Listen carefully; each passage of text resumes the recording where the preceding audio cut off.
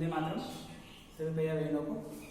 आज online classes में आपका स्वागत है। फिर से अपना टॉपिक जो चल रहा था लेसन नंबर 5 दैनिक जीवन में रसायन, जहां कल पिछली क्लास में अपन ने चर्चा की कि अम्ल की कुछ रासायनिक गुणधर्म क्या है, कुछ भौतिक गुणधर्म क्या है, कि अम्ल किसे बोला गया है या क्षार किसे बोला गया है, या फिर एक और शब्द से अपन बात की सूचक की, जिसकी अम्ल की जो मुख्य परिभाषा निकली या बेसिक जो प्रॉपर्टी थी यही कहा था करने की अम्ल जो होते हैं स्वाद में खट्टे होते हैं और जो नीले लिटमस पत्र को लाल कर देते हैं। कुछ अम्ल के एग्जाम्पल पढ़े थे पहले, हाइड्रोक्लोरिक अम्ल HCl और एसिटिक अम्ल CH3COOH, और इसी प्रकार से क्षार के बारे में भी बात की थी कि क्षार जो होते हैं वह स्वाद में कड़वे होते हैं।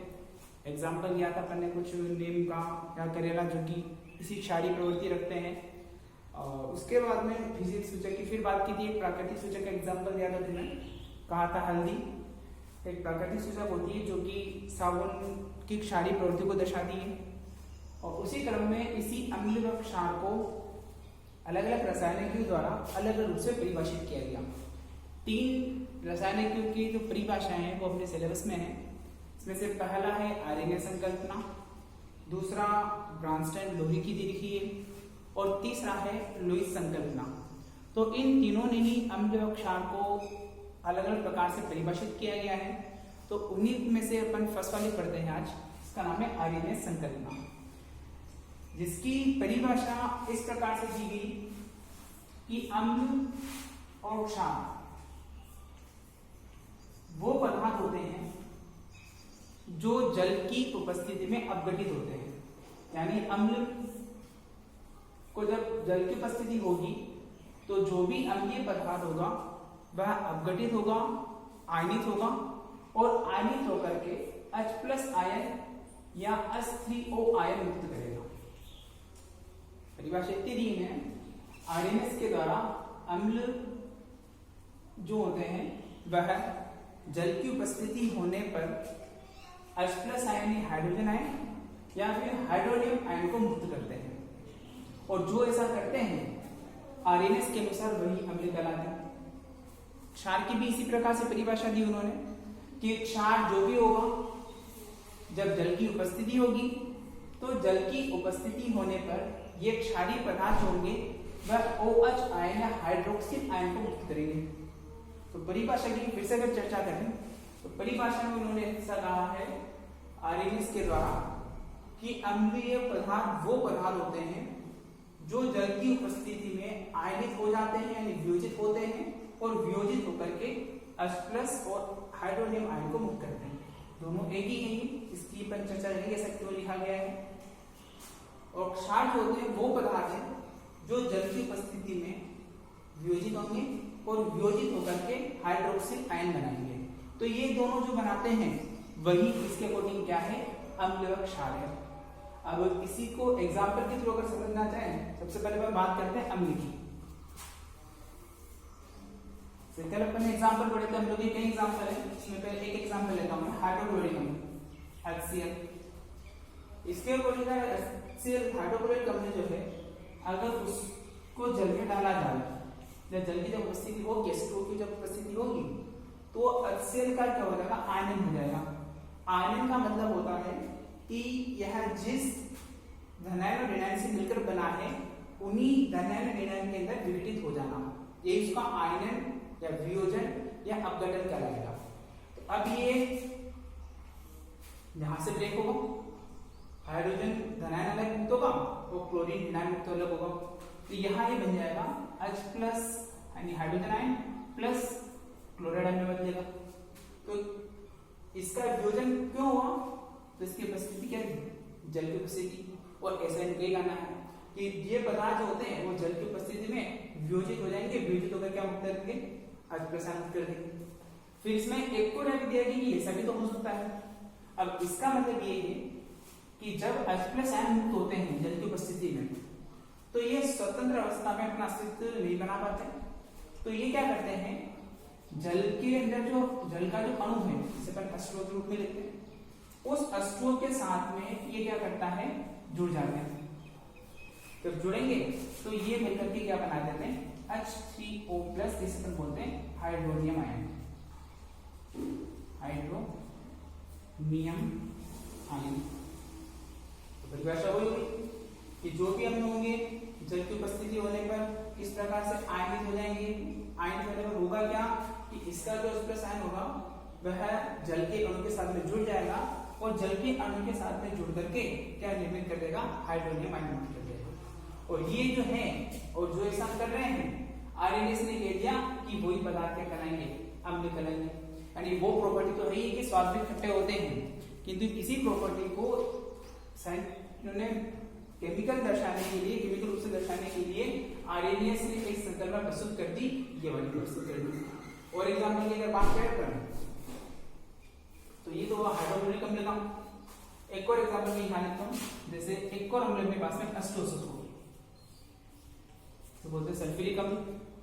अब इसी H2SO4 की अगर बात करें तो देखिएगा सल्फ्यूरिक अम्ल H2SO4 वही अगर जल की उपस्थिति होगी तो इसका आयनन होगा। अब आयनन कहां से होगा, तो पहले पिछली क्लास में सूत्र बनाए थे वैसे इसका आयनन करना है। एक तो धनायन लिखा है, एक सल्फेट जो है विनायन लिखा है, इसका ब्रेक होगा यहां से। तो ब्रेक होगा तो H2 लिखा है, 2 H+ आयन मुक्त हो जाएंगे और एक मुक्त हो जाएगा कौन सा, सल्फेट आयन मुक्त हो जाएगा SO4 - में। जल की उपस्थिति थी, H+ आयन मुक्त हो गए। अब ये जो H+ आयन होंगे वो आगे जाकर के फिर से क्रिया करेंगे किसके साथ में, जल के अणु के साथ में क्रिया करेंगे। अब यहाँ पर 2 H+ आयन है तो क्रिया किसके साथ में करेंगे, 2 जल के अणु के साथ में करेंगे। एक के साथ में करेगा, दूसरा दूसरे के साथ में करेगा, इससे क्या मुक्त हो जाएगा, 2 H3O आयन बन जाएगा। तो ऐसा करना है आरएनएस का। याद रखना सर रखना है कि आरएनएस के अनुसार अम्ल उन्हें बोला गया है जो जल की उपस्थिति होने पर इस प्रकार से H+ आयन मुक्त कर देते हैं, जो बाद में जल के अणु के साथ में जुड़ जाता है और जुड़ करके हाइड्रोनियम आयन बना देता है। ये होगी इनके पास में किसकी प्रॉपर्टी होगी, ये अम्ल की प्रॉपर्टी होगी। अब कितने भी अम्ल हो, चाहे वो H2SO4 हो, चाहे HCl हो जो भी ने बात की, चाहे CH3COOH हो, एसिटिक अम्ल हो, इन सब में बस एक ही गुणधर्म चलेगा कि जल की उपस्थिति होगी, ये वियोजित होंगे और वियोजित होकर के इस प्रकार से हाइड्रोजन आयन मुक्त करेंगे और मुक्त करके हाइड्रोनियम आयन के अंदर रूपांतरित हो जाएंगे। और ये जो भी होंगे वो क्या करेंगे, अम्ल कहलाएंगे। अब इसी को रूप से आगे बढ़ाते हैं। अब यहां पर एक शब्द और आता है कि जब अम्ल का जल में जब वियोजन होता है, अब वो वियोजन किस प्रकार से हो रहा है, यानी जो अम्ल लिया अपन ने उसको जल के अंदर डाला और अपना कहना है जैसे जल के अंदर उसको डाला जाएगा वह क्या करेगा, H+ आयन के अंदर टूट जाएगा। अब वो जब टूटा है तो उसका वियोजन किस प्रकार से हो रहा है, तो इस वियोजन के आधार पर उस अम्ल की प्रकृति का निर्धारण किया जाता है कि वो अम्ल जो है वो किस प्रकार का है।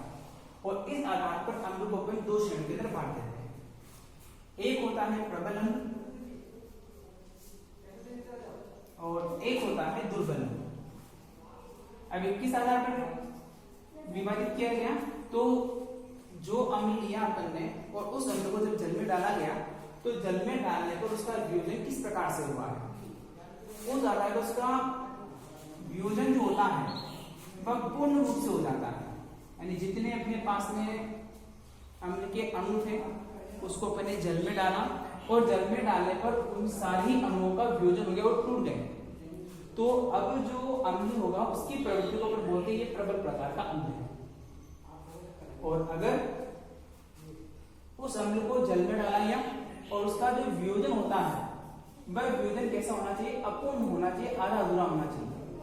सारे ही जो अणु होंगे अम्ल के, अगर वो जल में होने पर सारे ही H+ आयन नहीं टूटते हैं, मतलब आधे टूट रहे हैं आधे नहीं टूट रहे हैं, आधे का वियोजन हो रहा है आधे का वियोजन नहीं हो रहा है, तो ऐसी स्थिति में उस अम्ल अपने प्रभाव उत्पन्न नहीं कर पाता और उसको दुर्बल अम्ल की श्रेणी के अंदर डाल दिया जाता है।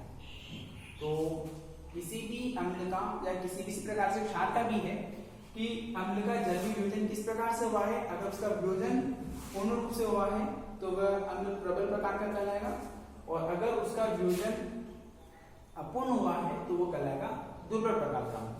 और इसी प्रबल अम्ल की श्रेणी में आपको 2-3 नाम याद करने हैं, याद करना आपका। एक तो होता है हाइड्रोक्लोरिक अम्ल, एक एस्ट्रोसोफोर, एक HNO3, इन तीनों का आपके ना, ये जो तीनों प्रकार के अम्ल हैं इससे अलावा भी होंगे, पर अभी आपको फिलहाल इतना ही याद रखना है।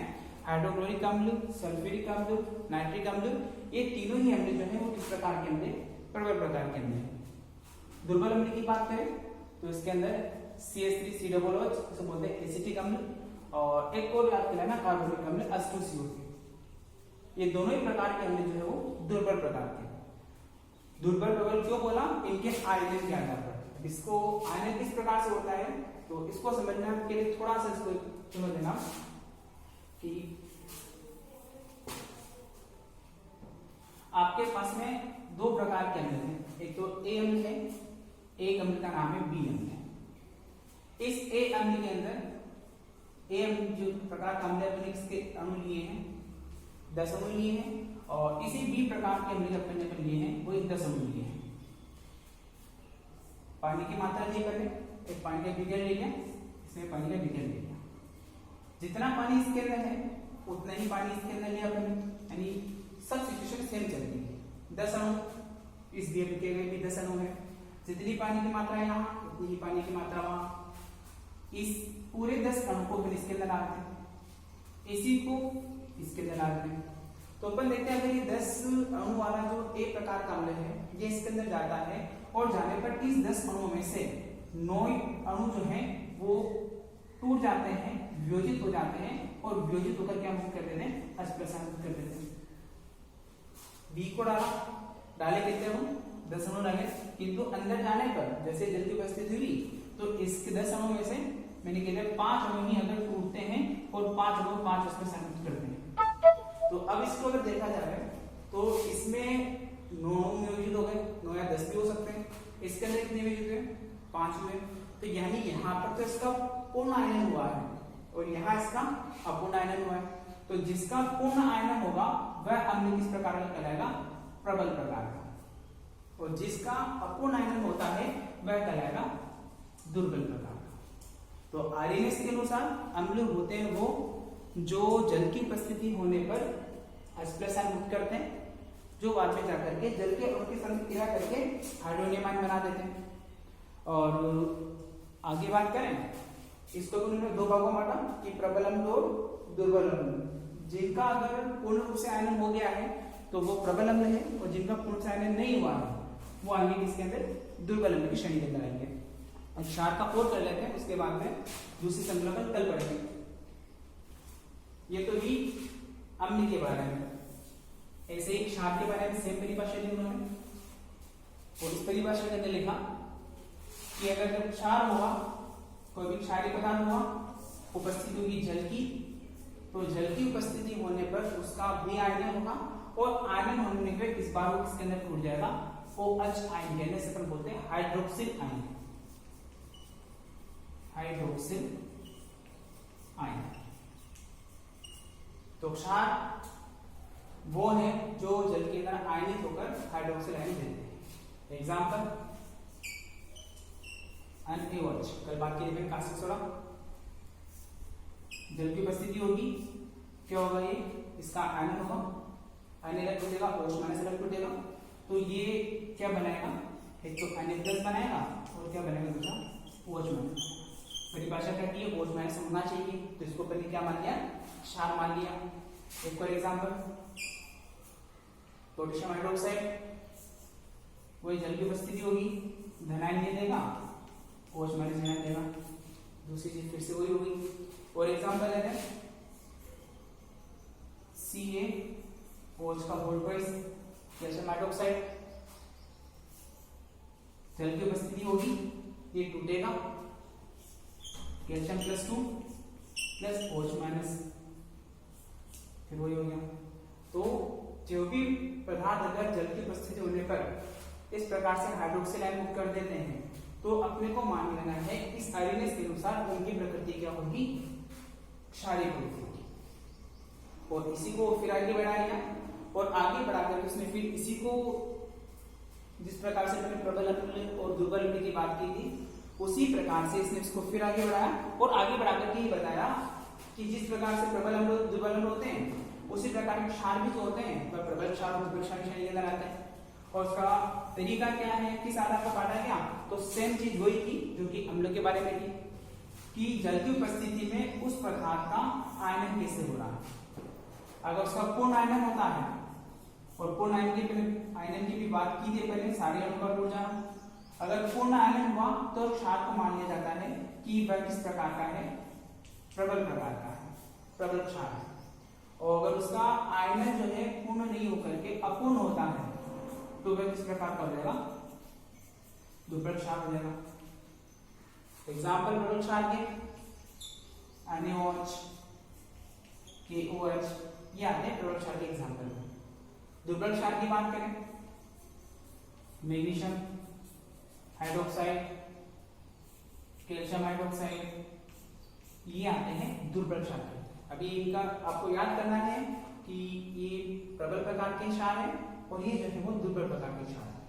तो आज अपन ने अम्ल व क्षार के जो 3 परिभाषा से एक परिभाषा की बात की है कि आर्डिनेस के अनुसार अम्ल व क्षार किसे बोला गया है, अम्ल जो जल की उपस्थिति में H+ आयन देते हैं, क्षार जो जल की उपस्थिति में हाइड्रोक्साइड आयन देते हैं। इसको एक बार आप बुक से जरूर पढ़ना, आपकी PDF ग्रुप में भेज दी जाएगी। धन्यवाद। और आपके कोई भी क्वेश्चन होते हैं, अगर आपके में समझ में नहीं आया जो भी कुछ है, तो आप इसे पर्सनल नंबर पर अपने मैसेज कर सकते हैं, ग्रुप में नहीं करोगे ना। धन्यवाद।